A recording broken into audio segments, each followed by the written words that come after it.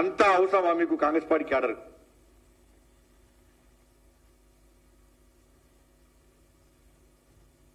కానీ BRS party ఇప్పుడు వాళ్ళ లొల్లి స్టార్ట్ అయింది.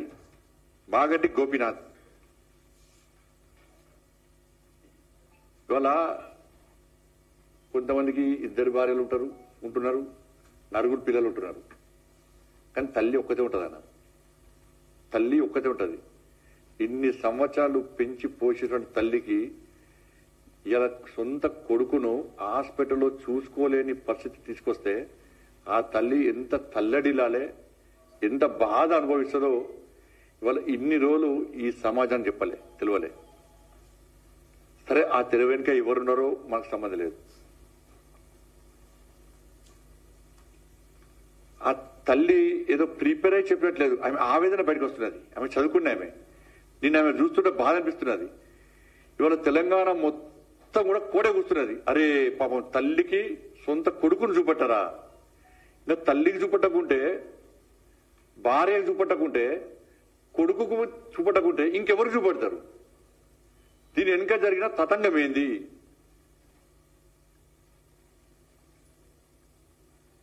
తల్లి డైరెక్ట్ కేసీఆర్ కొడుకు పేరు చెప్పింది. నా కొడుకు మరణము ఒక మిస్టరీ అన్నది. ఏంది అది? ఆ రోజే చనిపోయిందా? అంతకంటే ముందే చనిపోయిందా? కొంతమంది కోసము లేట్గా అనౌన్స్ చేసి డిక్లేర్ చేసిరా? దీని మీద విచారణ జరపాల్సిన అవసరం పక్కా ఉంది. హాస్పిటల్ డాక్టర్ల స్టేట్మెంట్ రికార్డ్ చేయాలి, హాస్పిటల్ యాజమాన్యం స్టేట్మెంట్ రికార్డ్ చేయాలి. మాగంటి గోపీనాథ్ గారి యొక్క తల్లి, వాళ్ళ భార్య, వాళ్ళ కొడుకు, వాళ్ళ స్టేట్మెంట్ రికార్డ్ చేయాలి. చూసండి, ఇవాళ నేను వీడియో చూసి, నేను వాళ్ళ కొడుకు పేరున్నది తారక్. నేను అమెరికా నుంచి మా నాన్న అంత్యక్రియలో పాల్గొనడానికి వస్తే నన్ను బీఆర్ఎస్ పార్టీకి సంబంధించిన మాజీ మంత్రి ఫోన్ చేసి రావద్దని బెదిరించిండు. ఇది మామూలు స్టేట్మెంట్ కాదు. ఇది వాళ్ళ తల్లి క్లియర్ అయిపోయింది. నేను చూడడానికి పోతే, ఐసీయూలో నా కొడుకుని చూడడానికి పోతే నన్ను చూపెట్టలేదు. కేసీఆర్ కొడుకొస్తేనే వేడుకున్నా, పట్టించుకోలేదు. ఆయన ఐసీలో పోయి చూసొచ్చిండు. ఏం జరిగిందో తెలియదు. నేను మళ్ళీ పోయి మొత్తుకున్నా, చూపెట్టే అవకాశం ఏంటని. చూపెట్టలేదు. ఏం జరిగింది ఆడ? ఒక కన్న తల్లి ఆరోపణలు చేసినప్పుడు అందరి మనసు కరిగింది. ఇవాళ తెలంగాణ రాష్ట్రం మొత్తం ప్రతి ఒక్కరు బాధపడుతున్నారు. కానీ తెలంగాణ రాష్ట్ర ముఖ్యమంత్రి గుండె మాత్రం కరుగుతలేదు. ఎందుకంటే వీళ్ళు వాళ్ళు ఒకటి. ముఖ్యమంత్రి కొడుకు రేవంత్ రెడ్డి గారు ఇద్దరు దోస్తులు, వీళ్ళిద్దరు వ్యాపారాలు, వీళ్ళిద్దరు మన ప్రాపర్టీ పంపకాలు,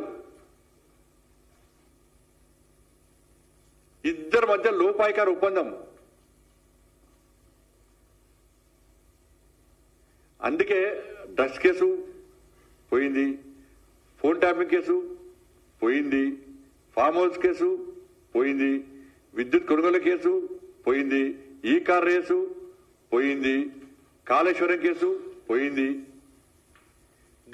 ఒక్క దానిలో విచారణ జరపలేదు.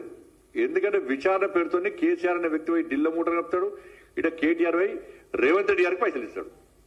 వీళ్ళిద్దరి మధ్య పైసల దందా. మాగంటి గోపీనాథ్ గారి యొక్క ఈ దిలలో పూర్తిగా ఎక్కడ వివాదమైంది, ఎక్కడ గొడవలు అవుతున్నాయంటే మాగంటి గోపీనాథ్ గారి యొక్క ఆస్తి పాస్తుల విషయంలో కేటీఆర్ కు మధ్య, రేవంత్ రెడ్డి మధ్య గొడవలు స్టార్ట్ అయినాయి. ఆస్తి పంపకాల విషయంలో మాత్రమే వీళ్ళిద్దరి మధ్య గొడవలు స్టార్ట్ అయినాయి. ఇద్దరి మధ్య పగడు పట్టింపులు పెరిగిపోతున్నాయి. ఇది 100% వాస్తవము. మాగంటి గోపీనాథ్ గారు చనిపోకముందే, చనిపోయిన తర్వాత కానీ ఆయన ఆస్తులను వీళ్ళిద్దరు పంచుకున్నారు. ఇది కాదని చెప్పండి. వీళ్ళిద్దరు పంచుకుంటారు.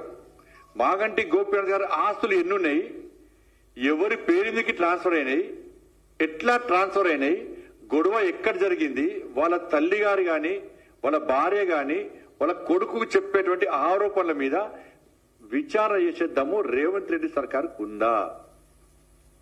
చెయ్యడు. ఎందుకంటే ఈయన భాగస్వామ్యం ఉంది కాబట్టి. మీరు చూడండి, నిన్న వాళ్ళ తల్లి స్టేట్మెంట్ ఇస్తే ఇంతవరకు కాంగ్రెస్ పార్టీ స్పందించలే. అంత పెద్ద ఇష్యూ అది. ఇంతవరకు కాంగ్రెస్ పార్టీ స్పందించలే, బీఆర్ఎస్ పార్టీ స్పందించలే. స్పందించాలనుకుంటే మళ్ళా ఇద్దరు ఫోన్లు మాడుకోవాలి. కేటీఆర్ గారును రేవంత్ రెడ్డి గారు ఫోన్ మాడుకోవాలి. నువ్వేం మాట్లాడాలి, నేనేం మాట్లాడాలి. ఆర్కే గవర్నమెంట్ ఇడా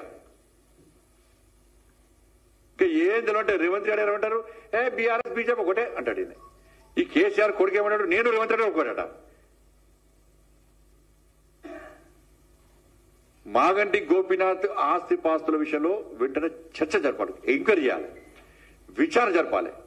ఎవరికి ట్రాన్స్ఫర్ అయినాయి, ఎవరి పేరు మీద ట్రాన్స్ఫర్ అయినాయి, రేవంత్ రెడ్డి గారి పేరు మీదకి ఎన్ని ట్రాన్స్ఫర్ అయినాయి, కేసీఆర్ కుటుంబం పేరు మీదకి ఎన్ని ట్రాన్స్ఫర్ అయినాయి, వాళ్ళ తల్లే నా కొడుకు మరణ ఒక మిస్టేక్ అంటున్నది, ఏం జరిగింది, మాగంటి గోపీనాథ్ గారు ఎప్పుడు చనిపోయారు, ఎన్ని రోజులకు హాస్పిటల్ వర్గాలు చనిపోయినట్టు డిక్లేర్ చేశారు, ఎందుకు లేట్గా డిక్లేర్ చేశారు, ఎవరి కోసం లేట్గా డిక్లేర్ చేశారు,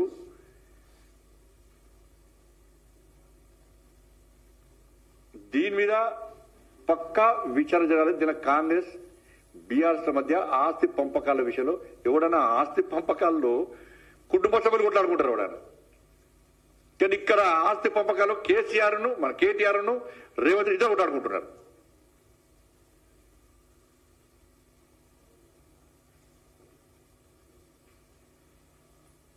ఇది 100% వాస్తవం. రేవంత్ రెడ్డి గారికి మళ్ళీ చెప్తున్నా, నీ లోపల నిజాయితీ ఉంటే, నీకు ఏం సంబంధం లేదు అనుకుంటే, నువ్వు కేసీఆర్ కుటుంబం ఒక్కటి కాదు అని అనుకుంటే, ఈ ఆస్తి పంపకాల్లో నీకు భాగస్వామ్యం లేదు అనుకుంటే, గుండె మీద చేసుకొని చెప్పు. నువ్వు విచారణకు ఇలా ఆదేశించు, విచారణకు ఆదేశించు. నీ పేరు మీద ఏం డాక్యుమెంట్స్ లేవు చూపెట్టు. ఎందుకు లేవు, ఎట్లా ఉన్నాయో చూపెట్టు. ఎవరి పేరు మీద చూపెట్టు. వాళ్ళ భార్య పేరు మీదకి అయినాయా, వాళ్ళ తల్లి పేరు మీదకి అయినాయా, లీగల్గా అయినాయా, ఇల్లీగల్గా అయినాయా, ఇంకెవరి పేరు మీద అయినాయా, ఏం జరిగింది, నువ్వు ఎందుకు స్పందిస్తావు? కానీ జూబ్లీహిల్స్ ఓటర్ మహాశయుల విజ్ఞప్తి చేస్తున్నా, ఇదంతా కూడా గోపీనాథ్ గారి యొక్క మరణం ఒకటైతే, ఆ మరణం పేరు మీద సింపతి గెయిన్ చేసుకొని గెలవడానికి వీళ్ళు ప్రయత్నం చేస్తున్నారు. పోటా పోటీ పడి ఓళ్ళు ఒక భార్యకి సపోర్ట్ చేస్తారు, ఇంకోళ్ళు ఇంకో భార్యకి సపోర్ట్ చేస్తారు. కాంగ్రెస్ పార్టీ ఒక భార్యకి సపోర్ట్ చేస్తుంది, బీఆర్ఎస్ పార్టీ ఇంకో భార్యకి సపోర్ట్ చేస్తారు, సింపతి గెయిన్ చేసుకోవడానికి. దీని ద్వారా ఓట్లు వండే ప్రయత్నం చేస్తున్నారు. దీనికి కారణం ఏంటంటే వాటాలు వస్తాయి.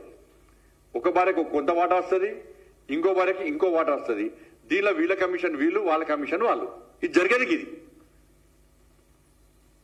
దాని మీద తప్ప జూబ్లీహిల్స్ అభివృద్ధి 10 సంవత్సరాలు వాళ్ళు ఏం చేయలే, 2 సంవత్సరాలు వీళ్ళు ఏం చేయలే. దాని మీద చర్చ జరగద్దు అనే ఆలోచనతో ఇదంతా తతంగం అంతా నడుపుతున్నారు వీళ్ళు.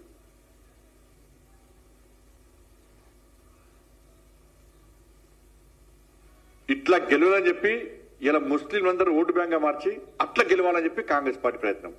బీఆర్ఎస్ పార్టీ మొదటిదాకా ప్రయత్నం చేసింది, కలవే వాళ్ళకి ఫీల్ కానీ అందుకే పక్కన బీఆర్ఎస్ పార్టీ ఫీల్ ఉన్నాయి. బీఆర్ఎస్ పార్టీకి సంబంధించిన కార్యకర్తలు, నాయకులు, బయటికి వచ్చిన నాయకులు ఎవరు కూడా మాగంటి సునీత గారు ఎవరు తిరుగుతలేరు, ఎక్కడ కూడా ఎక్కడ తిరుగుతలేరు. ఎందుకంటే వాళ్ళకి కన్ఫ్యూజన్ ఉన్నారు, మేము ఈ కుటుంబాన్ని సపోర్ట్ చేయనా, ఆ కుటుంబాన్ని సపోర్ట్ చేయనా, ఏది ఫ్యాక్ట్?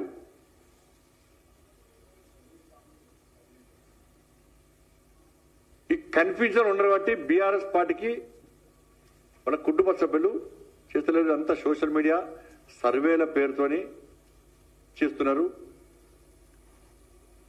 కాబట్టి ఇవన్నీ విషయాల్లో రాష్ట్ర ప్రభుత్వాన్ని మళ్ళీ డిమాండ్ చేస్తున్నారు. మీరు విచారణకు ఆదేశించకుంటే ఇలా జుబ్లీస్ లో ఇలా మీ రెండు పార్టీలకు గుండపాన్ని చెప్పడానికి ప్రజలు సిద్ధంగా ఉన్నారు. భారతీయ జనతా పార్టీ కార్యకర్తలు కష్టపడి పనిచేస్తున్నారు. ప్రజలు మాకు ఓట్లేయడానికి సిద్ధంగా ఉన్నారు. ఎట్టి బస్సులో ఈ 3 రోజుల లోపల మొత్తం ఎన్నికల వాతావరణం మొత్తం మారబోతున్నది. సర్వేల అంచనాలు తలకిందులు కాబోతున్నాయి. ఎందుకంటే హర్యానాలో బీజేపీ గవర్నమెంట్ రాదన్నారు, వచ్చింది. ఇదే కేసీఆర్ కుటుంబం ఏం చేసింది? అసెంబ్లీ వచ్చినప్పుడు కాంగ్రెస్ రాదు మేమే వస్తామని చెప్పుకున్నారు, వచ్చి రాళ్ళు. రేవంత్ రెడ్డి గారి ప్రభుత్వం, కాంగ్రెస్ పార్టీ ప్రభుత్వం అసలు ఎన్నికలు మనం గెలవనిచ్చారు వాళ్ళు గెలవలేదా?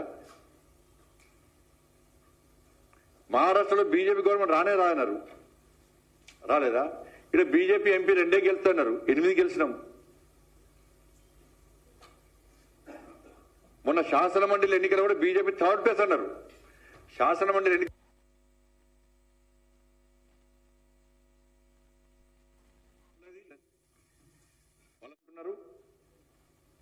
ప్రజలు ఎంఏ పార్టీని వ్యతిరేకిస్తున్నారు. భారతీయ జనతా పార్టీ పాత బస్తీనే కొత్త బస్తీ ఇవ్వాలనుకుంటే ఇవాళ ఈ కాంగ్రెస్ పార్టీ ఈ భాగ్యనగర్ మొత్తం కూడా